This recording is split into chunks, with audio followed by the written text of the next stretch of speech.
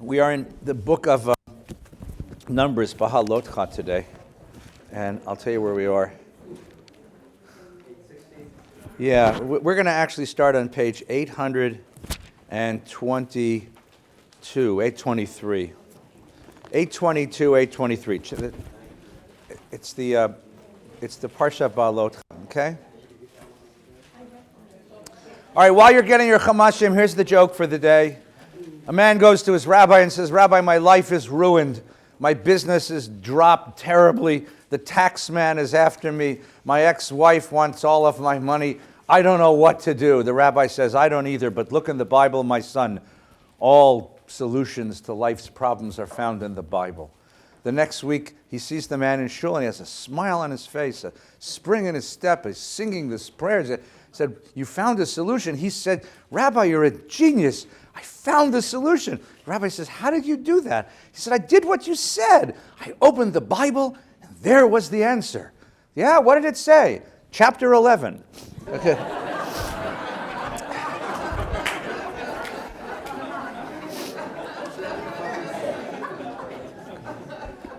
Last line, page 823. Vayihi b'shana shenit b'chodesh hasheni b'esrim l'chodesh naleh anan me'al mishkan ha'edut. In the second year, the 20th day of the second month, the cloud lifted from the tabernacle, and the Israelites set out on their journey into the wilderness.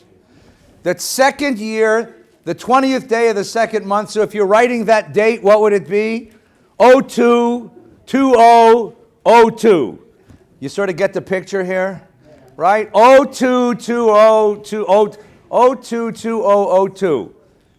This is the second chapter. The first chapter was the Exodus, the remarkable, miraculous Exodus from Egypt that brought us to Har Sinai, and we stood at Mount Sinai, which is geographically and literarily the fulcrum of the book, the fulcrum of the Torah. We stand at Mount Sinai and we meet God. We meet God, and God teaches us to be a holy people, and we build a Mishkan. And now that we are a holy people, now that we have met God, now that we are truly spiritually and physically liberated, we begin the next phase of the journey, 02-2002. Get it? Part 2 of the story, the journey. Now, how should it go? Wonderful. We are holy people. We gather together as one and march together as one to claim our rightful legacy of the Holy Land. Anu banu art salif not ulehiba not for the ancient Zionists among us, right? We're going to take back our land. It's a dream, right? That's what's supposed to happen. The cloud lifts. If you turn the page, Moshe, he gathers up all the Levi, the tribes, and put them in order. He takes the Mishkan apart and gives it to the priests. He goes to his father-in-law and says, "Nu, come with us." The father-in-law says, "No, I'm going back to my land. You're on your own, kid. But I taught you everything I know." Right? But you're on your own. You got to do this yourself, right? And they marched from the mountain, page 826. They marched from the mountain of the Lord a distance of 3 days. Remember the beginning of Gilligan's Island? A 3-hour tour, a 3 days journey, and the Ark of the Covenant in front of them, in case you forget that this is a divine mission, that the Lord God is there with you. There's the Ark, right? Right? Seeking a resting place, and the Lord's cloud kept above them as they moved on. There's this cloud above you, in case you forget that God is there. You look up, there's a cloud. You look ahead, there's the Ark. You look around you, all your fellow Israelites. What could be more inspiring? And then Moses composes a prayer. When the Ark was set out, we have this prayer because we use this prayer. You know how we use this prayer. He says, "Advance, O Lord, may your enemies be scattered, may your foes flee before you." And when it halted, he says, "Shuva Adonai, rest, O Lord." When do we say those words? Yes. The Torah study, where do they come from? It's really interesting. So the Torah service in the synagogue liturgy is a recreation, a reenactment of the march of the Israelites through the desert, right? and you sing, Kuma Adonai ve'afutzu oivecha ve'anusu misanecha mipanecha. Why are you singing that? Because in ancient synagogues, the ark was not fixed. There was no fixed ark. The ark was a cart. It was a cart. It was on a wheelbarrow cart, and it was in a closet. And when the congregation sang, Kuma Adonai, that was a message to the maintenance people. Go to the closet, get the ark, and bring it into the shul. You brought in, they literally rolled in the ark at that point. So, but you're reenacting the great movement of the ark through the desert.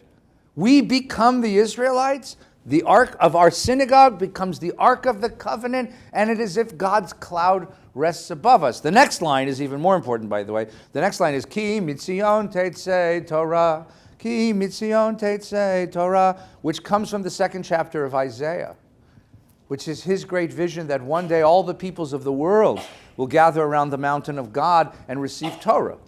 So suddenly we move from the desert, which was the exodus of the past, the desert, which was the revelation of the past, to the future, to the messianic future. And suddenly we're no longer, in the switch between those two lines, we're no longer the Israelites in the desert, newly liberated. We become all the nations of the world going up to the mountain of God to get truth. It becomes this from past to future. The revelation of the past connects to the redemption of the future. That's how the Torah service is put together. All right, back to our story. You ready? Chapter 11. Oy vey. Now, how many days are we out of Egypt now? 2 years. 022020, right? 2 years and 2 months, right? What have we done in these 2 years? Met God. What did we experience in these years? God gave us the commandments. What did we see? We have this pillar of fire that goes in front of us at night, and this pillar of cloud, right? But that doesn't stop Jews from kvetching. Like, what can you be kvetching about? You have everything. What can you be kvetching about? I was once standing in line at the customer service desk on a cruise ship. Seriously, I had to get something taken care of. And I'm listening to people kvetching. You're on a cruise ship. You're in the Caribbean. You have buffets 24 hours a day. You have a wonderful little man who comes in and cleans up your room every time you drop a Kleenex. There he is with a pan to pick it up. Right? Your kids are on the other end of the boat. I mean, what? And they're complaining. And I'm watching. There's this Norwegian fellow who's the customer service guy. And the man must have, I don't know how they train these people. He just stands there listening. Yes. Yes. And I'm so sorry. Let me see about. It's just wonderful. Someday I should have a tenth of that patience, right? It's just like, how does it? But I guess that's what it is for certain people. You're not you're not relaxing until you're kvetching. I think it's part of is that true? People have to kvetch in order to, so they're on the cruise ship, and I realized, because that's why the guy can stand there, because he's not, first of all, I'm not even sure he works for the cruise line. I think he's another passenger, but that's, his job, he realizes that there's people on the deck teaching shuffleboard, and there's people teaching Zumba classes, right? And there's the chefs making, and his job is to let you kvetch. The real reason I think he can do it is because I don't think he speaks English, right? I think he just knows one word. Yes. Yes. Yeah. I think that's it. Maybe he's deaf. I don't know. Yes. Wonderful. They start complaining. And the Lord heard and was incensed. Now, the character of God in the book of Numbers is a very interesting character. You got to forget about everything you know about God from philosophy and tradition, and just read what's here. Who is the God of Numbers? That's one of my questions today. Listen carefully, right? Now, look at verse 4. This is one of my favorite stories in the Torah, having been a rabbi now 35 years. Ready? Asaf Suf. The Hebrew word is Asaf Suf. Isn't that a wonderful sounding word? Asaf Suf. Nobody knows exactly what that word means. From the word la'asof means to gather, the translators think it means a gathering, and so but what I think it's like because the guys who translate have a wonderful sense of poetry, so they use the word riffraff, which sounds almost like safsuf, doesn't it? Riffraff, safsuf, like a bunch of people. How many people? Doesn't say a lot. Enough, right? A safsuf, this group of people, in their midst, felt a gluttonous craving. And the Israelites wept. And they got the whole people to weep. They got the whole people excited. And the whole people said, Oi, if only we had kreplach. If only we had meat to eat. If only we had meat to eat. In Hebrew it's vayomru, mi yochelnu basar. Literally means, who's going to give us meat? Where's the waiter, right? Who's going to bring us meat? We remember the fish we used to eat free in Egypt. Cucumbers, melons, leeks, and onions, and the garlic. Now our gullets are shriveled. There's nothing at all. Nothing but this lousy manna. Blah. Now stop for a second. What do you got here? What do we have here? This is called nostalgia. Tell me, what is the structure of nostalgia? How does nostalgia work? Where does nostalgia come from? It's selective memory. It's not real memory. So what do you select? Go ahead. You select all the good stuff, the warm stuff, the cozy stuff. And what do you forget?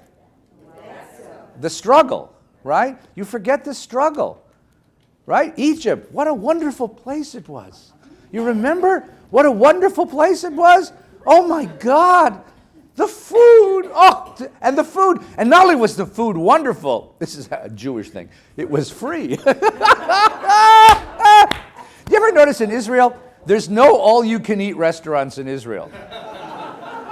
There's none, right? Because they go out of business in 5 minutes, right? The only places in the tourist hotels, they serve that breakfast, but otherwise, there's no, the only way you could do an all-you-can-eat restaurant in Israel is if you have a bubby at the end of the table saying, okay, honey, that's all you can eat. You know, enough. Get away from the table. Free! It was free! Don't remember, we didn't have to pay for it. Slavery, yeah. Genocide? Free! It was free. And how good it was. Oh my God, every night, the chocolate fountain. With the marshmallows, you know, my God. The ice sculptures every night. Could you remember the buffet? Oh, free. Nostalgia. It's selective memory. Why? Why do we resort to that? Well, think about where you are. You're standing here, and it's important where you're standing. You're 3 days away from Sinai. What's ahead of you? You don't know. You don't know what's ahead of you. What you do know is what's behind you. And what the Torah is trying to say is that no matter how bad what was behind you, it's always better than the unknown that's ahead of you. It's always better than the unknown ahead of you. So wherever you are, it's not nearly as good as wherever you came from, right? If you live in the valley, when we lived in Fairfax, it was much better. And when we lived in Fairfax, Boyle Heights, that was a community. And you lived in Boyle Heights, Brooklyn. You can't get a good bagel in LA. Go to Brooklyn. And if you live in Brooklyn, the Lower East Side. And the Lower East Side, Romania, Romania. The tuberculosis, the anti-Semitism, the starvation. Bells. My shtetl bells, they killed our children, our friends, and it was horrible. Eastern Europe was horrible. That's why anyone who was like, I remember friends of mine whose parents were immigrants went to go see Fiddler on the Roof, and they came back and said, are you kidding? Anatevka, Anatevka. We ran so fast to get ourselves out of Anatevka. Like such nostalgia. Oh, it was so good back then, you know? Now, I could say something political now about making America great again. Really, again? Really? the Cold War was such a party. Remember how wonderful the Cuban Missile Crisis was? Again, racism. Never mind. I won't get political. This is the structure of nostalgia, and who is it directed at? It's directed at Moses. It's directed at Moses, and look at the character of Moses. The next little section tells you about manna. Oh, by the way, how much does manna cost? Nothing. We ate free in Egypt. We didn't eat free in Egypt, but here you eat free. Here you do eat free. So you don't like the menu, but you eat free, right? And you look at it tasted like rich cream. This was good stuff. No, doesn't matter how good it was. The bagels in Brooklyn the bagels here are never as good as the ones in Brooklyn. Moses heard the people weeping. We're on page 828. Moses heard the people weeping, every clan apart, each person at the entrance of his tent. Now that's an interesting image, and there's going to be an interesting comment on that in the Midrash. Each person at the entrance of his tent. Now that would typically be the sort of thing you just like gloss over. What does that mean, each person at the entrance of the tent? Each what? Each person, and there was no real social solidarity. The only social solidarity existed when they're kvetching. Everyone then returns to their own privacy, and everyone's telling you about his own belly. There's no sense that we have a collective mission here. There's no sense of a collective cause, right? Moses now realizes that he's failed to gather them into one people.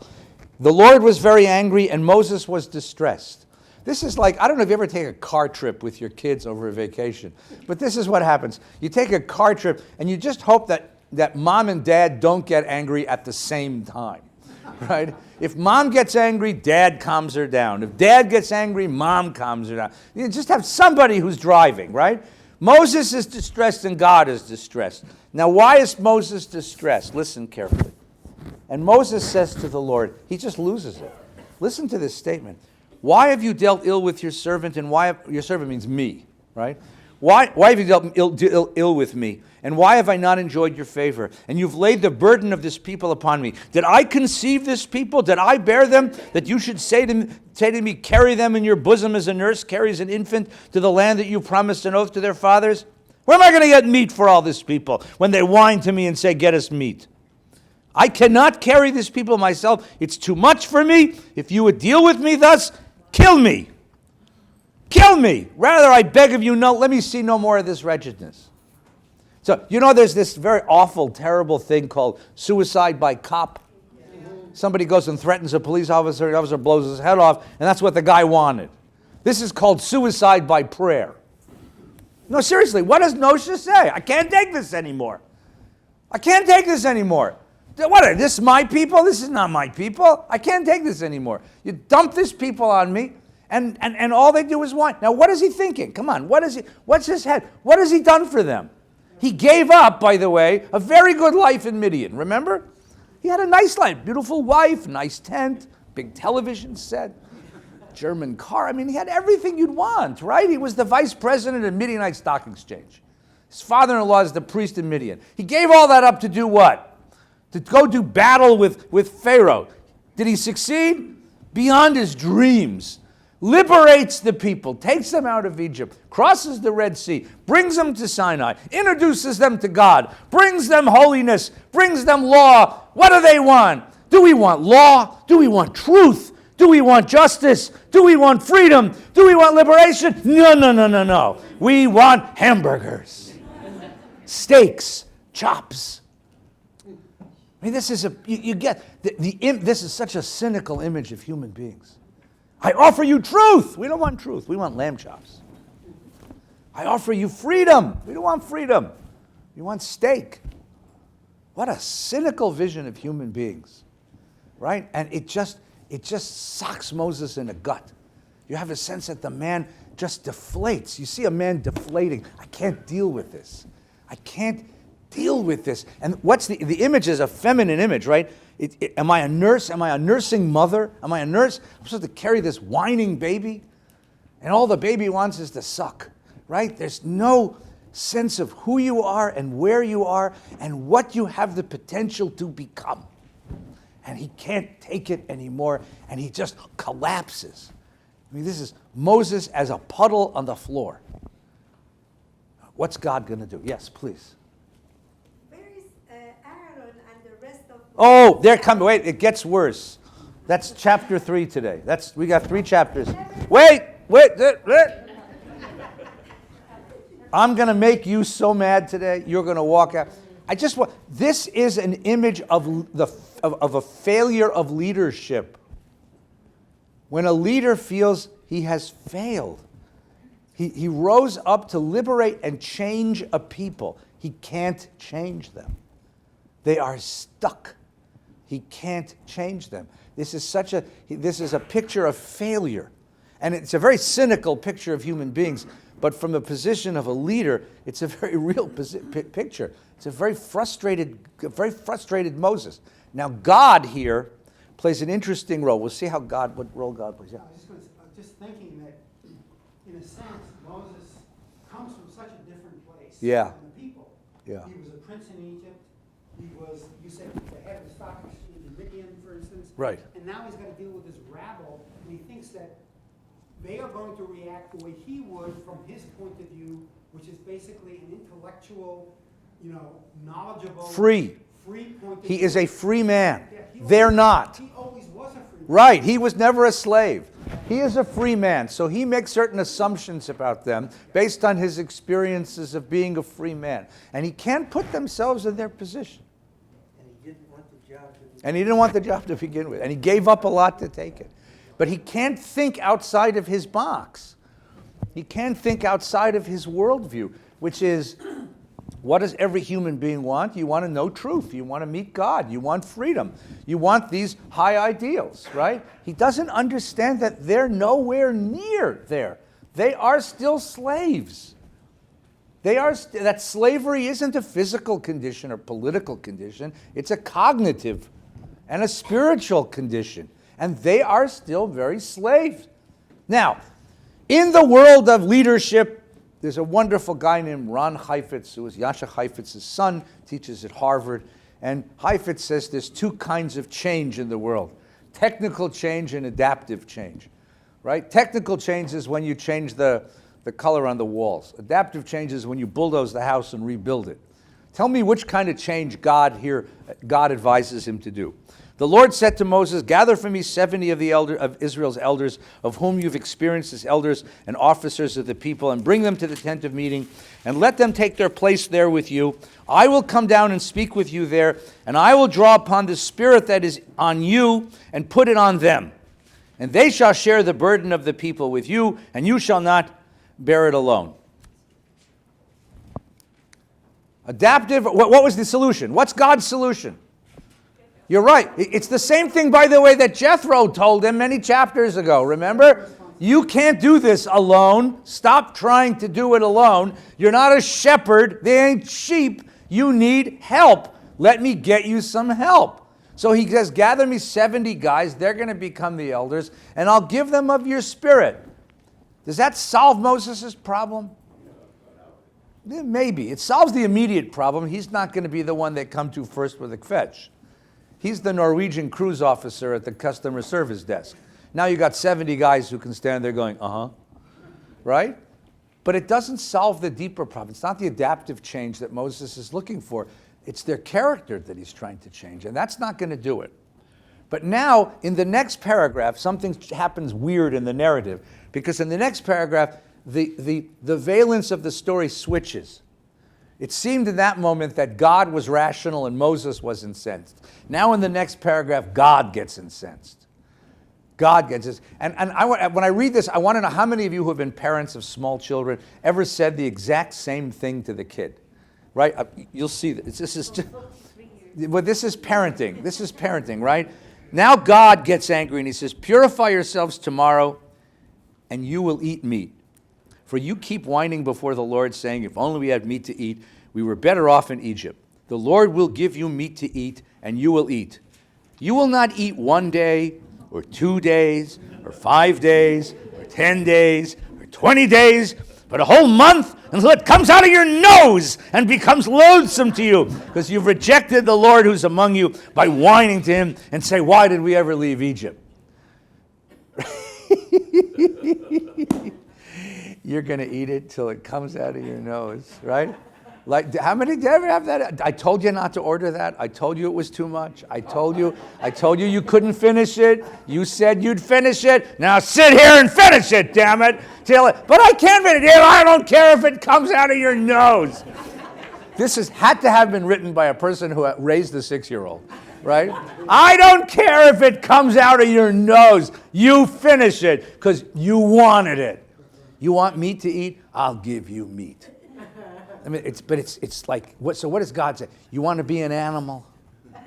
You want to live on the animal level of human life? You want to live as an animal? That's your craving? I offer you truth. I offer you freedom. I offer you a vision of justice. All you want is meat? Great. You want to be an animal? I'll treat you like an animal. You'll gorge yourself. You'll get sick. It's not a solution. It's just a tantrum.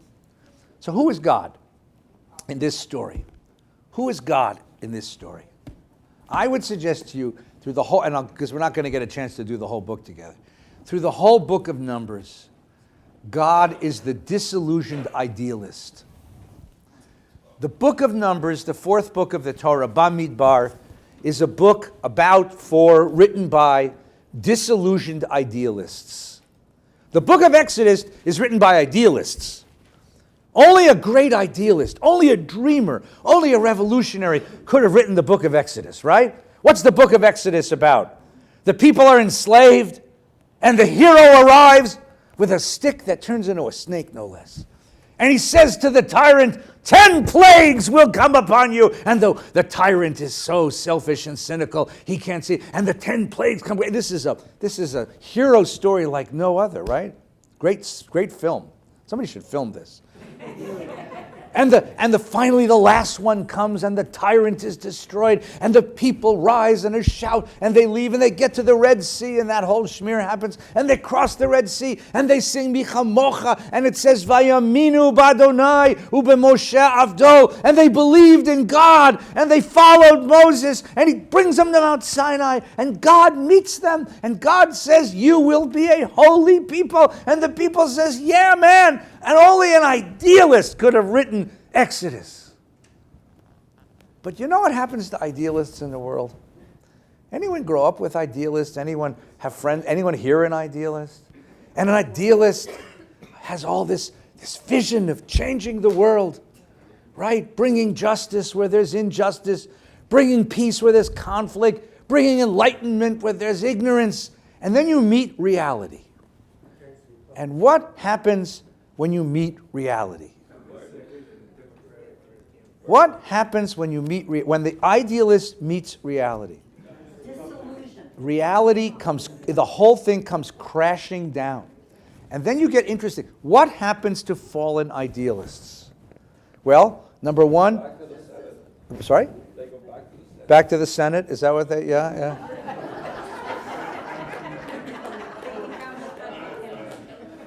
That's so funny. That's actually, what happens to fallen idealists? They become very cynical. Very cynical. What is cynicism? Cynicism is the opposite of idealism. Come here. Come in. These are my teachers, Freddie and Joel Rambam. So come in, sit down. Come in. It's a shul with chairs. Come on. Kum Zetz. Shalom Aleichem. To bother me. It's good to see you. Good to see you. Professor, nice to see you. What is a cynic? A cynic is a person who disbelieves with the same passion the idealist believed.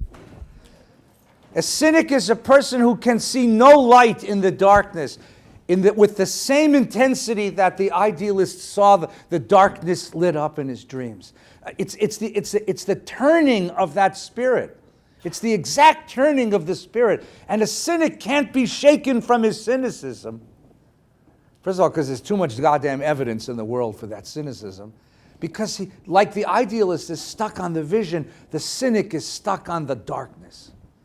And that's a cynic, by the way, who goes to, then he retreats into his privatism because the cynic can't see any margin in putting himself out there for anybody else.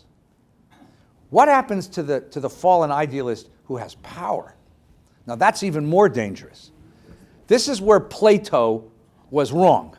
The great Plato thought that only philosophers should be kings because only philosophers had the self-awareness to understand where their self-interests end and the interests of the community begin. But he's wrong, because when an idealist, like a philosopher, becomes king and the world comes crashing down on him, he uses the power of the state to create that idealistic vision, whether they want it or not. Mao is an idealist. Lenin is an idealist. Right? You become a tyrant because you force the populace into the forms of your vision, even if they don't go, even if the reality doesn't allow it to happen. And it can become profoundly dangerous. That's why the greatest president of this country was George Washington, because he wasn't an idealist. He was a realist. He understood democracy, but he had huge doubts about it. And because he had that kind of humility, he had the humility to be able to let the vision flow and not enforce it, we became the democracy that we had. Otherwise, if Jefferson had been the first president, it'd been a very different country. Because he would have had the power to create a certain vision that we weren't ready for. It took a while to get ready. Washington, Adams, these guys were very temperate men. So here's the book of Numbers. My suggestion is this. The book of Exodus is the book of idealism. The book of Numbers is a book of realism. Numbers believes that people can be liberated. I'll give you the end of the book because we're not going to see each other for some weeks. We get to the promised land. Tired, beat up, exhausted, yes, but we get there. You will get to the promised land, but the only way you're going to get there is to realize how to take your visions and deal with reality.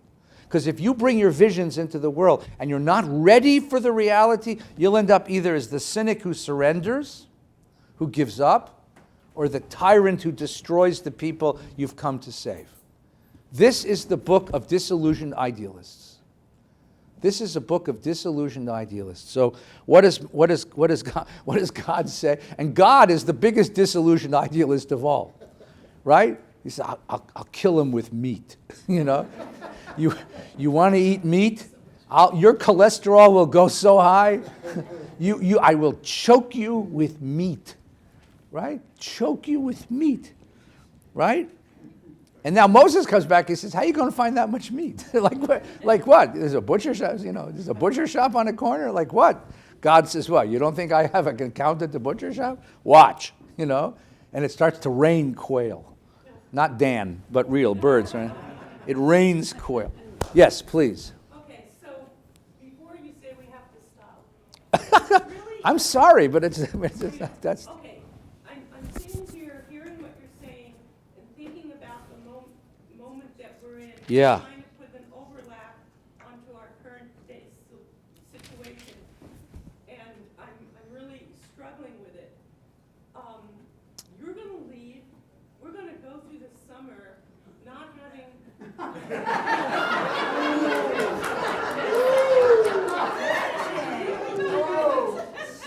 I have 2 tickets to leave on Monday afternoon. Nothing you can say that's going to stop it. I had an apartment waiting for me in Israel, right? How are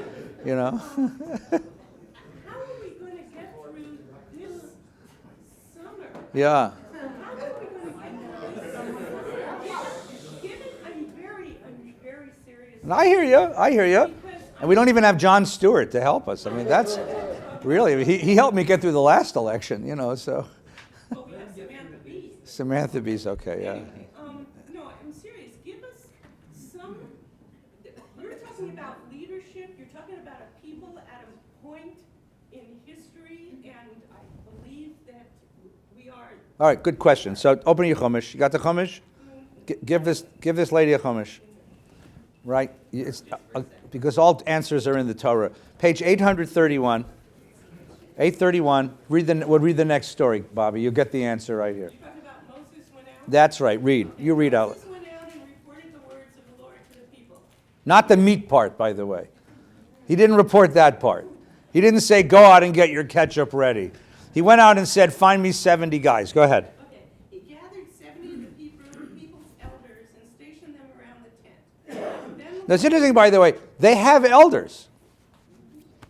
There is a structure of communal leadership in place, but he didn't go with them. So what's really happening politically here is not that he has to create a structure, he has to use it. Sometimes leaders don't like to use political structures. Sometimes they don't want to attach themselves because either they believe those structures are corrupt or incompetent, or they just distrust them, or they're afraid of them taking away his own authority.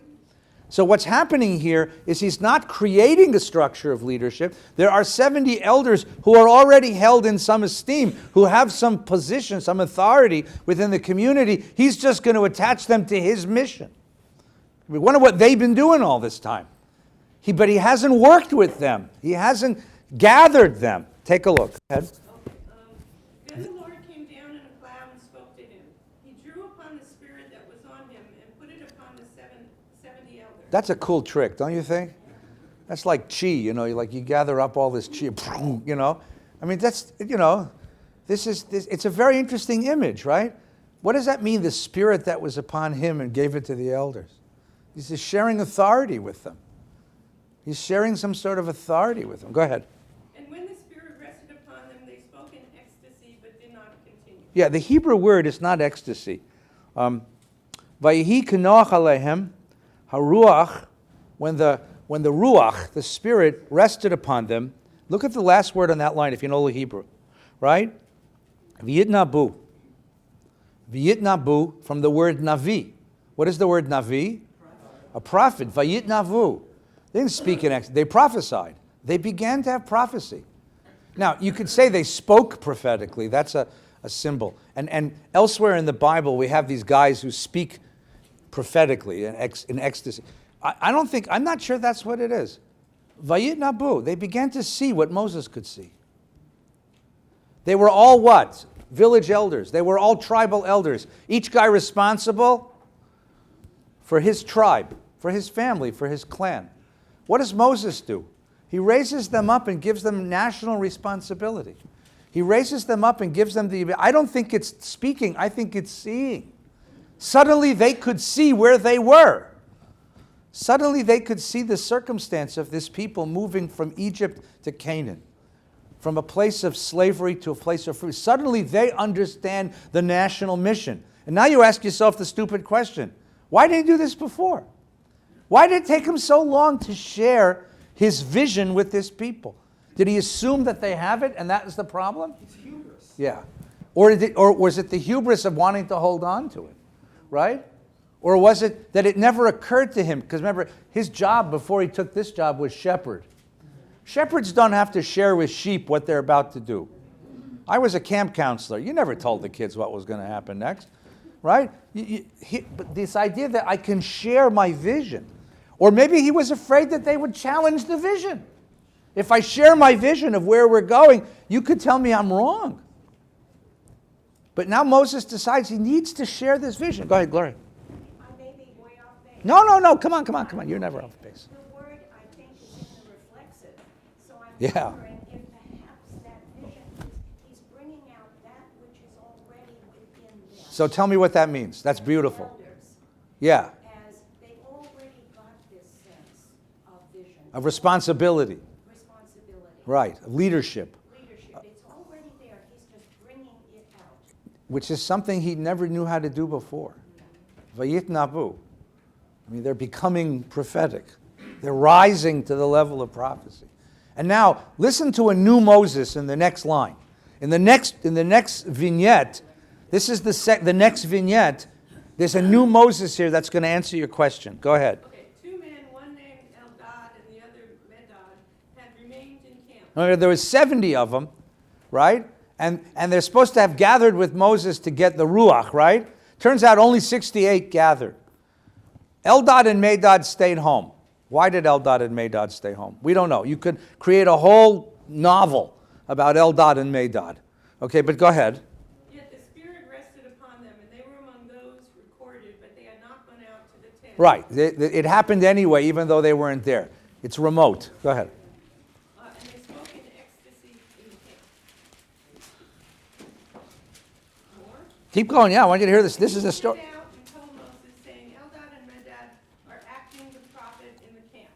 And Joshua, son of Nun, Moses' attendant from his youth, spoke up and said, My Lord, Moses, restrain them. But Moses said to him, Are you brought up on my account? Would that all the Lord's people were prophets, that the Lord put his spirit upon them. Moses then re-entered the camp and together with the elders of Israel. This strange little vignette. It's a strange vignette. It doesn't advance the narrative the way these other stories do. It's a little vignette. He chose 70 guys.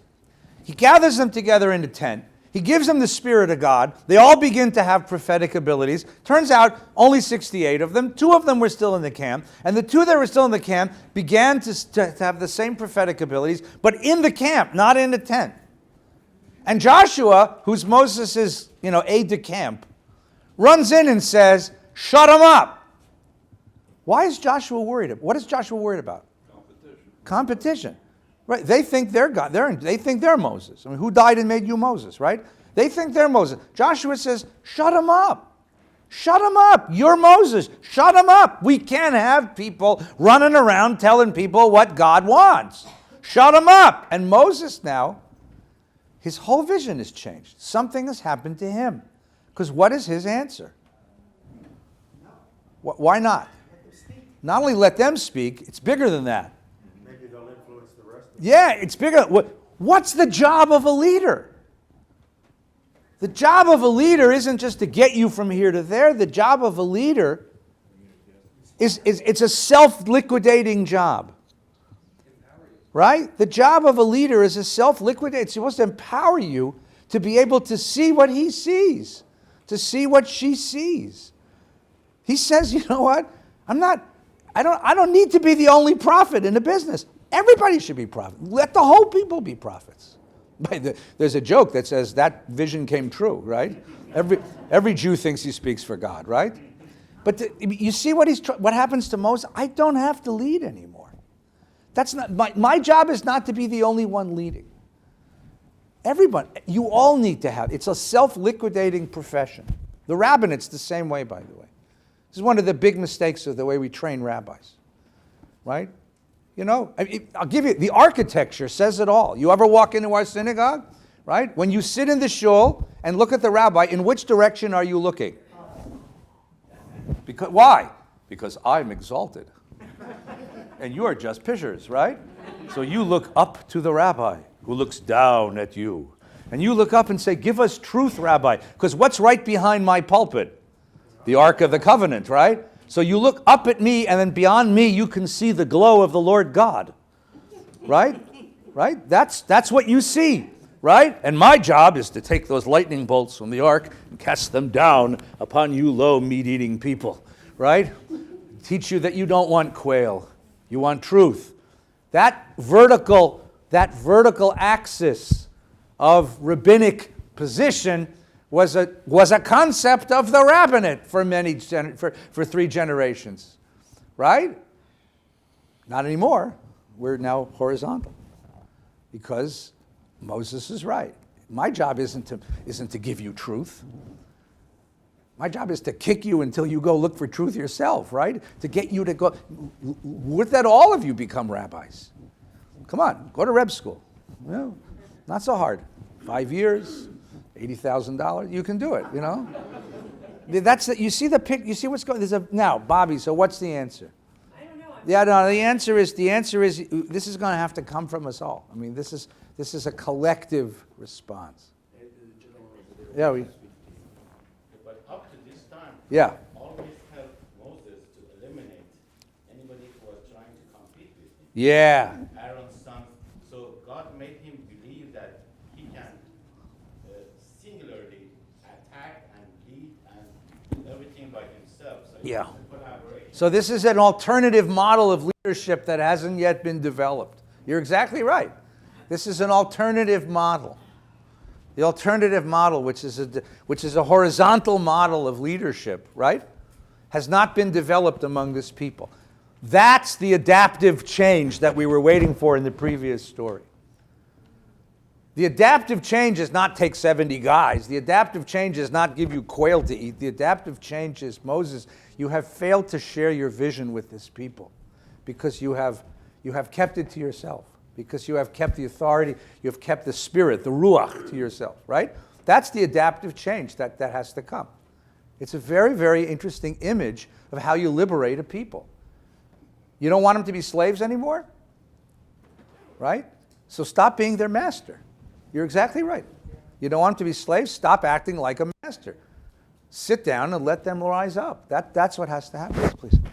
But there is a serious leadership issue, which is the Piper problem. Yeah. If you got the wrong leader, they'll send us all over a cliff. That's coming in, let's see, next week is Shlach, and then comes Korach, right? Just come back in 2 weeks, sit in this room, open the Chumash, and read that story. Because, it's actually possible for a guy to stand in front of a community of people and tell them everything they want to hear, even if absolutely none of it's true, even if it's completely self-serving, even if it's in the end simply to aggrandize himself, and people flock to such, would you believe this? People flock to such people because he speaks with a certain confidence and a certain authority, and you can't tell the difference from the outside unless you're very astute. You can't tell the difference between demagogic egoism and true prophecy. Whoa, okay. You can't tell the difference because they both speak. In fact, the prophet often speaks with more humility than the demagogue. But the demagogue is the one we want to follow because he's certainly confident in what he's saying. Certainly seems to believe me. It'll be wonderful. Because that's what I want to believe. Because I want to believe it'll be wonderful. Because I want to believe it. So believe me, it will be wonderful. It's very difficult. So this now becomes a very interesting question of leadership. If the prophet and the demagogue speak in the same voice, how do you tell the difference between the two? Well, the first question is, if somebody tells you something that you really wanted to hear, suspect that. Because that's what the salesman always does. That's what the salesman always does. Rabbi? Yes. There's no I in team. Yeah. Yes, but there is in win, so. All right, well, can we do one more story? We got time? Okay, good. So turn the page. Now we're going to have another tzuris.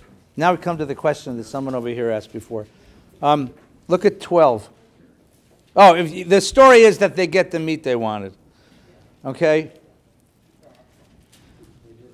And they named the place Kibrot Hata'ava, which means Tivrot Hakav, it means the graves of desire.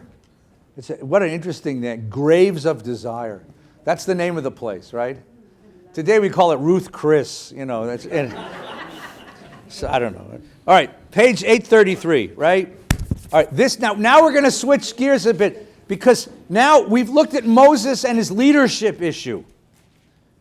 Now we're going to look at Moses in another light. He has a family.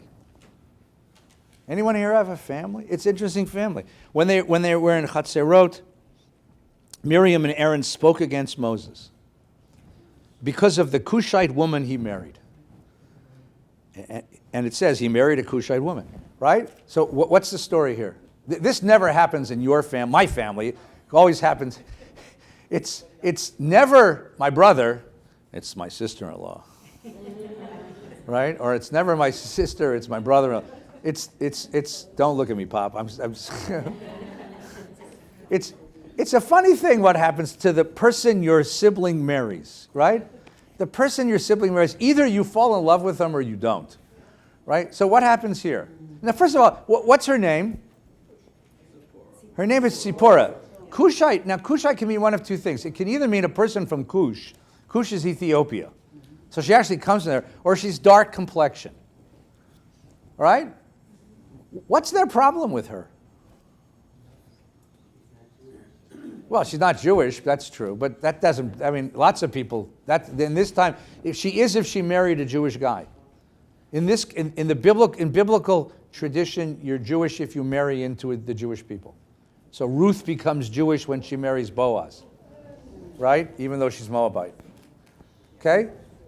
The Muslims look like that today. Yeah, yeah. So what's the problem? What's going on here? Could be. We don't because the first one is Midianite, not Cushite. That's the question. Could be 2 wives. Could be no wives. I mean, there's a problem here in the family. It's in the family, right? And they said, has the Lord, but that's not the biggest problem. Here's the biggest problem. Has the Lord spoken only through Moses?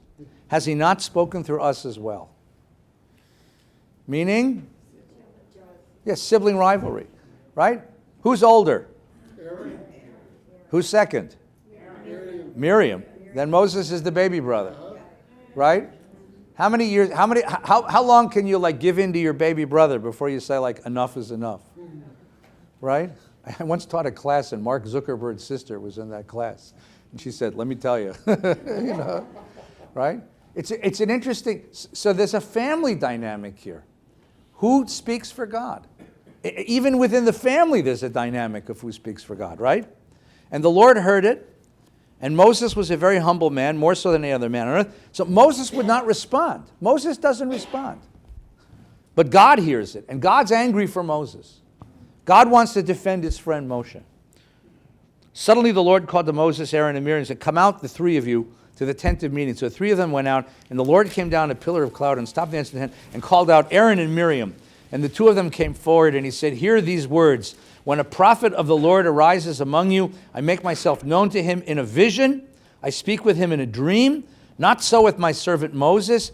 He is trusted throughout my household. With him I speak mouth to mouth, plainly not in riddles. Behold the likeness of the Lord. How then did you not shrink from speaking against my servant Moses? That's a weird speech. Why does he need that whole thing about the prophet? What's going on here is some kind of substantiation of Moses' leadership. He is different than other prophets. You need to know that. He's different than other prophets, but it's not Moses who says this, it's God, right? And then what happens, of course, is it incensed them. Still incensed with them, the Lord departed. As the cloud withdrew from the tent, there was Miriam stricken with snow-white scales. She has, well, I mean, what does that mean, she's stricken with snow-white scales? It's some form of leprosy. Or something, or some kind of skin disease. Which means what? Which means the insult that she threw at her brother, she wears on her sleeve. She wears it on her, you can see it. How come Aaron doesn't get smacked? That's another question. But why, so what, by the way, what has Miriam's role been through the whole Torah? What was Miriam's role in the beginning of the Torah? She's the one who saved him, right? She's the one who was there when he was schlepped out of the, right? And then what's the next time we meet her? At the sea, what does she do? She brings the song. She teaches the people of Israel to sing. She has an interesting role in this, right? She teaches, sorry, what? Well, see, that's a midrash. That's a midrash because in 3 chapters, I'm going to give this away and I apologize, she's going to die and there's going to be a drought. So there is an association because of that she is the water. Miriam means bitter waters or amniotic waters, womb water. Miriam, she is the, that's why, by the way, the custom is now to put a glass of water on your Seder table next to the orange across from the banana and the grapefruit.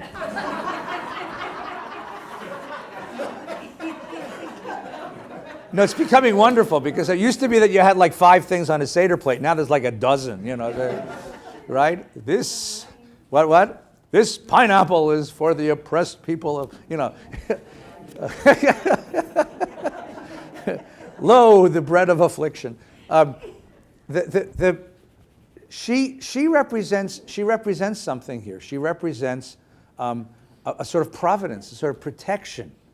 She represents a sort of protection here. A motherly protection. Remember, Moses really doesn't have a mom, right?